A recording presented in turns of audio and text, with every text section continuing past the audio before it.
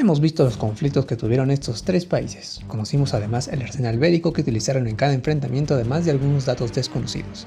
El día de hoy, a modo de resumen, conoceremos los uniformes y tecnología bélica que utilizaron en sus conflictos desde 1828 hasta la actualidad.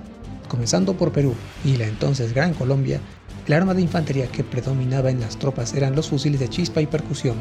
Los había de modelos españoles, ingleses, americanos y posteriormente se verían de orígenes franceses y alemanes. Todos tenían la particularidad de ser avancarga, percusionados en la parte posterior y con la característica bayoneta de cubo. Los revólveres y pistolas eran también de chispa y entre algunas armas curiosas tenemos el rifle de caballería, sables, espadas para distintos destacamentos de artillería, oficialidad, caballería y marina. Entre otras armas cuerpo a cuerpo que se usaban todavía eran las lanzas, especialmente utilizados por la caballería, y serían aún usadas hasta en posteriores guerras civiles peruanas, por ejemplo. El arma de artillería de entonces era siempre de avancarga, de modelos principalmente españoles, ingleses y franceses.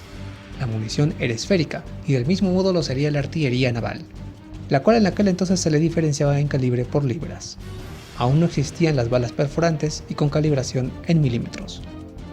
Los uniformes de ambos ejércitos característicos del siglo XIX eran siempre vistosos y bastante similares entre sí. Estos que ves corresponden a la infantería peruana.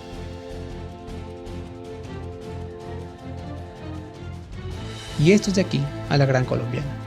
Vayamos ahora a 1858, tiempo en que ya la Gran Colombia estaba disuelta y separada en distintas naciones, mientras que el Perú contaba con una de las fuerzas armadas más respetables de aquel entonces. Ya las tecnologías militares habían mejorado, pero el uso de armas de chispa y percusión todavía eran visibles en las tropas. La artillería seguía siendo de avancarga y faltaría una década para que las naciones conocieran a estos monstruos de la artillería naval y costera. Algo que evolucionó entonces era la tecnología naval. A partir de mediados del siglo XIX los buques eran a vapor y en el caso de Perú gozaba de un amplio repertorio, como las fragatas Apurímac, Amazonas, los vapores Tumbes, el Monitor Victoria, el Loa, los bergantines Guise, Gamarra, entre otros.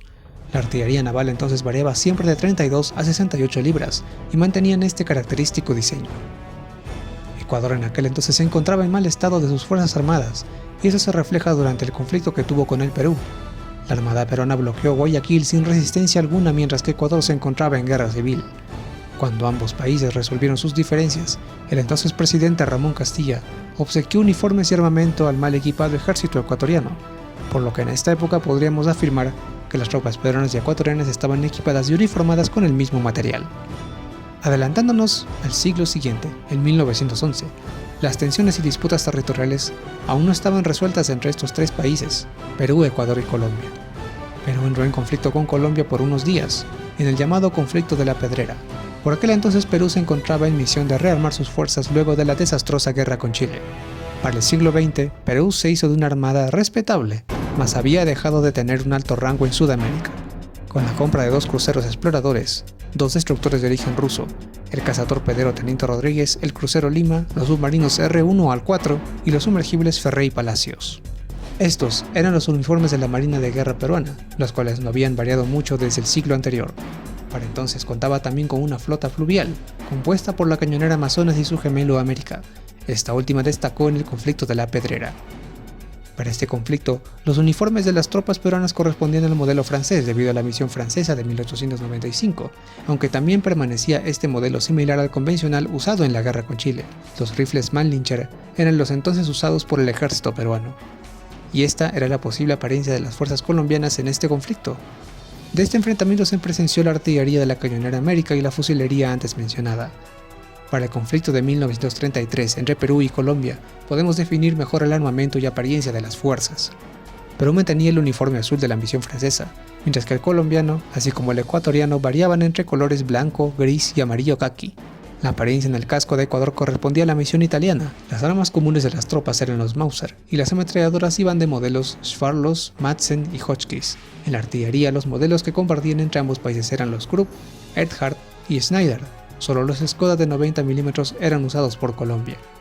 A estos habría que añadir las ametralladoras antiaéreas colombianas como el Oerlikon, montadas en las cañoneras fluviales, los cuales tenían como armamento principal los cañones Armstrong y participaron activamente en este conflicto. Sería además en este conflicto que se incorporaría una nueva fuerza, la aviación. Perú y Colombia contaban con diversos aparatos: el Curtiss Hawk II, Curtiss Seahawk II, Curtiss F-11, Curtiss 37F, el Box O2U Corsair, Junkers 52, W-33 y 34, Junkers F-13, Douglas O-38P. De estos modelos predominaban los de tipo hidroavión. Tras la guerra, Colombia compraría dos destructores gemelos, el Antioquia y el Caldas. Este último sería recordado por hundir un submarino alemán en la batalla del Mar del Caribe durante la Segunda Guerra Mundial.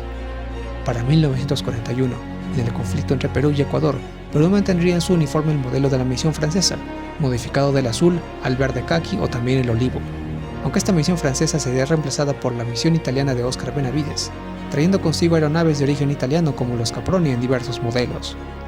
El casco de la infantería correspondía también a la misión francesa y el sol del frente sería oportunamente visto para Perú como el sol de los incas y confundido por algunas fuentes ecuatorianas como el sol naciente de los japoneses, donde nacería el mito de la presencia de soldados nipones en las tropas peruanas, pero esto es otra historia.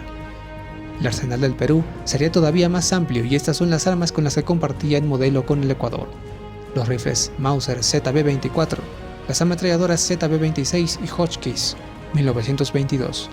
Ecuador contaba con algunos de estos modelos con trípode y otros para montaje antiaéreo. El Perú contaba todavía con los Hotchkiss pesados y un amplio arsenal de morteros, cañones Schneider, antiaéreos Oerlikon Madsen y tanques checos LTP, denominación al español de tanque ligero peruano.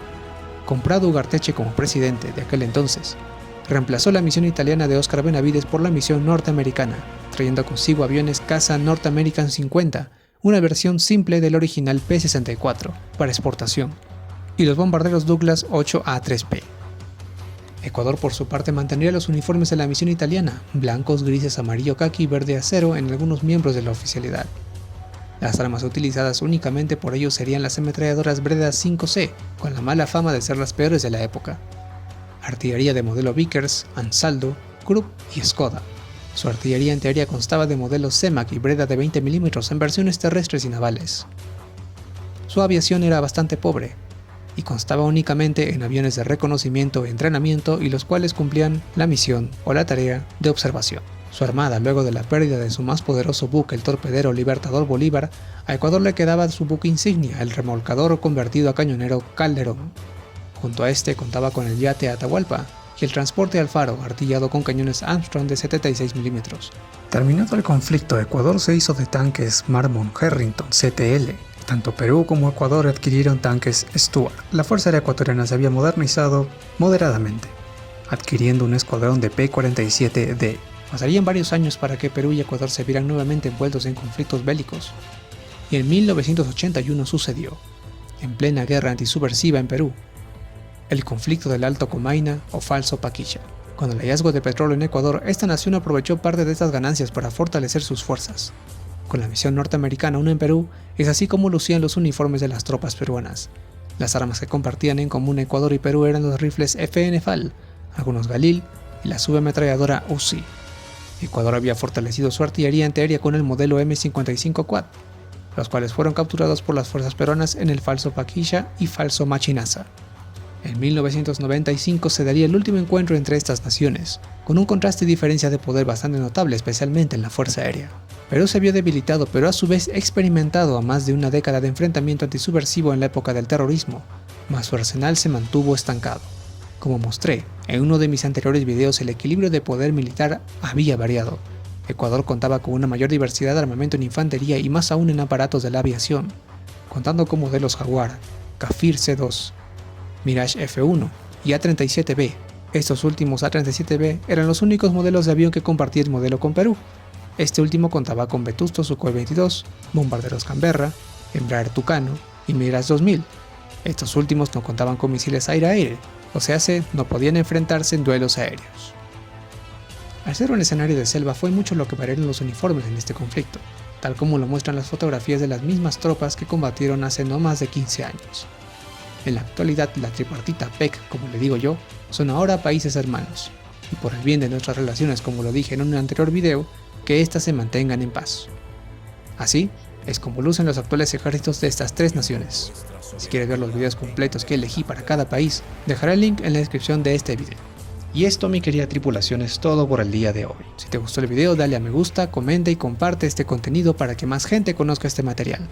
Sígueme en mis redes sociales y canal secundario, donde periódicamente subiré contenido variado entre animaciones 3D, temas de divagación, entretenimiento, artesanía, fanarts y mucho más. Los links están en la descripción. Conmigo será hasta el próximo video. Me despido. En estos momentos ejecuto la orden.